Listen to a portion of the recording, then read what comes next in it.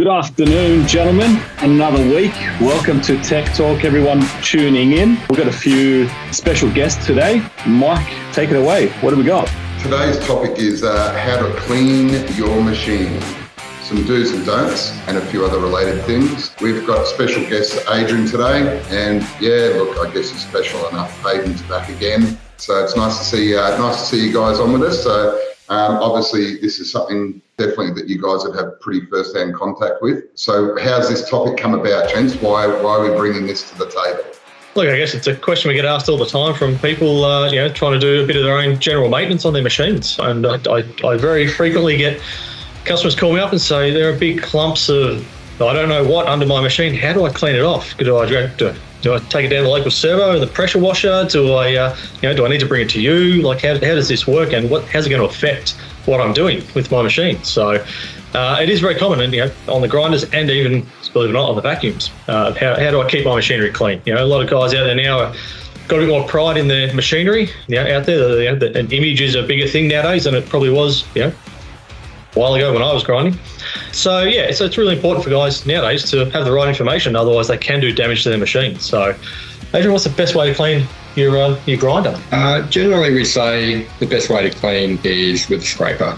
It's harder work, but you're less likely to damage the internal parts of your machine with a scraper. What does pressure washing do to our machines?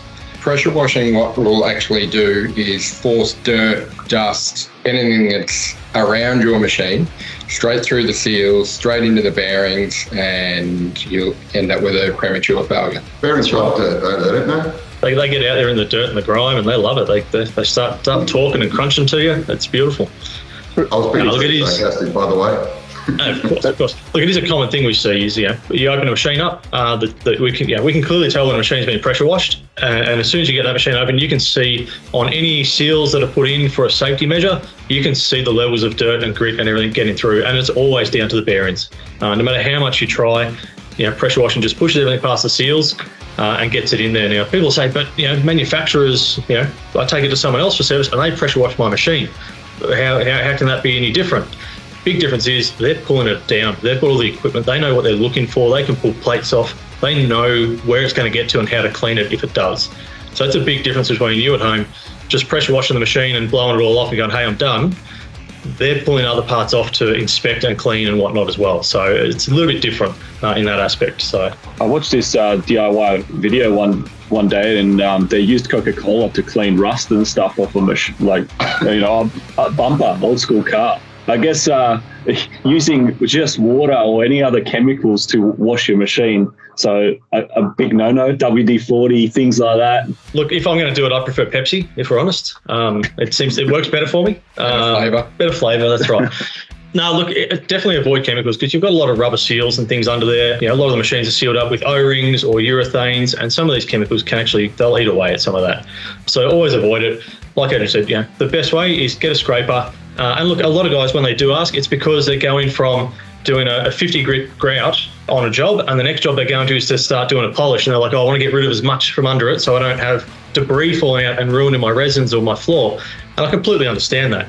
Is why they're doing it. But again, just a scraper, you're going to end up with dust under there anyway at the end of the day. Like it's, avoid extra costs where you can in that sense. And look, for the outside of most of the machines, you can, get a light pressure washer from a distance, get a bit of your normal car wash on it and things like that, and give them a bit of a wash down. But just, you've got to leave them to dry, before you plug them in, obviously.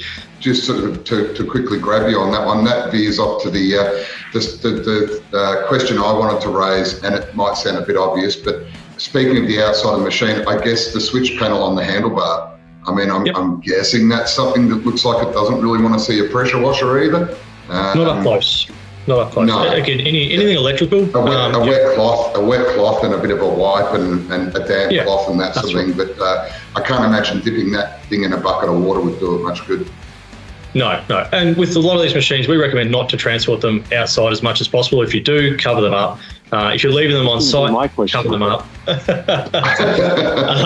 Because none of these machines like water in that sense. Yeah, you're going to do a wet cut under the machine. It's a little bit different with that. The water's staying underneath. It's doing what it should. There's flow. You've got a certain amount of water pushing all your debris away from everything as well. So you're not leaving it clumped or forcing it into places it doesn't want to go. So obviously, avoid water as much as you can, even in transport, storage, things like that. Because we see plenty of machines that come in and the inside barrel's half full of water, and it's because the machine sat on the back of a truck for 2 weeks out in the yard somewhere. Water finds its way into all these places that you don't even know about. So, yeah, definitely washing machines can do, but try and keep it to a minimum. Again, under the machine, try not to use chemicals or any sort. People always ask me how to clean my shroud. Like on a PG grinder, how do I keep that shroud clean? With densifiers and things on there and grout, it is very difficult. Really, prevention is the best way to keep it clean at the end of the day. But that's a whole other story. And then we go. What about my vacuum? Oh, that's what I was going to ask. Vacuum. Well, same. Most vacuums. These machines are used. They can have water on them, but again, pressure washing, things like that, steer away from as much as you can. Just the same thing. Your electrical components, vacuums are a little bit less. A lot of the motors and things are sealed up a bit better on a vacuum compared to some of the internal parts on a grinder. And filters, this is a big one, guys. Filters. Adrian, do we wash our filters? No, we do not wash our filters. Recycle? What cycle do we put them on? Oh, what cycle? Gentle, denim. If you're going to put gentle, and you've got to put a lot of fabric softener in there, just, and something smells nice, nothing worse than, mouldy socks. It's no good. Preferably not tutti frutti. Yeah, that's right. Look, filters, majority of the filters out there, some of them will say they can be washed. Look, certainly anything can be washed. It's what's going to happen after that. You can wash a pleated filter, a cartridge filter, and it'll look really clean. But if you look at the actual filter material with water, it swells. So then all your little gaps in between, where your air's meant to go through, get smaller and smaller. So they clog up quicker. They don't have as much airflow. Things like that all happen when you wash a filter. There are companies out there that can professionally clean filters, but the viability just isn't really there compared to, nowadays, filters that aren't accessible, you replace them. It's good practice. Michael Jackson was onto something then, because he never wore a pair of socks twice, the same pair of socks. New pair of socks every day. That's right. No, exactly right. It's just not worth the hassle. You're gonna, it's gonna affect you when you're on site. You're gonna end up with dust on your floors, dust everywhere. You don't want it on site. Breathing it in, whatever. It's not worth the hassle. Just change the socks frequently. Hey I guys, would hate to know what that does to your wash machine pump. I ask everyone just to keep a little bit in mind of when this recording was originally done, because obviously I'm stating pricing, which if you're looking this in a few years' time with the way inflation's going, things may very well change. But to give you an idea, a 5500 or a 55T, I'm just looking on the system right now, a set of 7 socks with the snap lock, looking at about $470 for a set of 7. Or $270 odd for a set of 7 with the hose clamp. Snap lock a lot quicker, easier to work with and things like that. There is a bit more involved to them. That's why they're a bit dearer. But certainly not anything too extreme when it comes to replacing a set of 7 socks.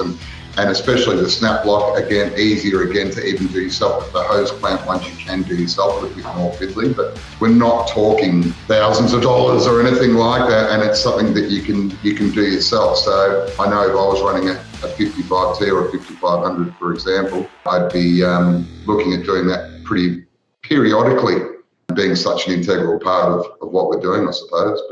But right, and I hate to be repeating myself all the time here, but it falls back to the same old comment that I bring up all the time with guys is when you're buying a machine, ask how much the servicing costs are, how much are the filters to replace. You're buying a machine once, you're servicing it for the next 10 years, if it lasts that long. So it's really important. Why don't buy it Alfa Romeos? I think I'd like to probably maybe go and pressure wash the inside of my mouth with some beer. Or cider.